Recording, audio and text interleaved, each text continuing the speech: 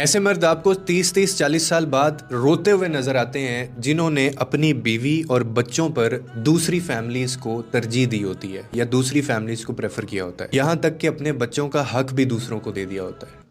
یاد رکھیے، آپ کے بہن بھائی چاہے جتنے مرضی اچھے ہو جائیں، وہ آپ کو جتنا مرضی اعتماد میں لے لیں، یا رشتہ دار آپ کے جتنا مرضی قربت جتا لیں آپ کے ساتھ، لیکن وہ آپ کی بیوی، آپ کے بچوں سے زیادہ مخلص کبھی نہیں ہو سکتے۔ اور میں ان مردوں کی بات کر رہا ہوں جو اپنے بچوں کے حق تک ان لوگوں کو دے دیتے ہیں۔ مشکل وقت میں نہ یہ بھائی ساتھ آتا ہے، نہ دوست اور نہ رشتہ دار۔ اس وقت پھر یہی بیوی ہوگی اور یہی بچہ آپ کا سہارا بنے گا، لیکن وقت گزر چکا ہوگا۔ اور یہی وہ لوگ ہوتے ہیں جو آپ کے دکھ میں چپ چاپ رو بھی لیتے ہیں اور آپ کے لیے دعائیں بھی مانگتے ہیں اور آپ کو پتہ نہیں ہوتا، اور بغیر کسی مفاد کے یہ آپ کے ساتھ کھڑے رہتے ہیں۔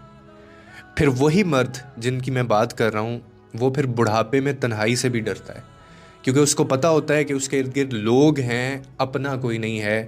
پھر وہ روتا ہے مگر اب اس کے آنسو صاف کرنے والا کوئی نہیں ہوتا۔ لیکن بیوی اور بچے وہ رشتے ہیں جو آخری سانس تک آپ کے اپنے رہتے ہیں، اگر آپ نے ان کی اچھے طریقے سے تربیت کی ہو تو کبھی بھی فیملیز کو اپنے بچوں اور بیوی کے اوپر پریفر مت کریں۔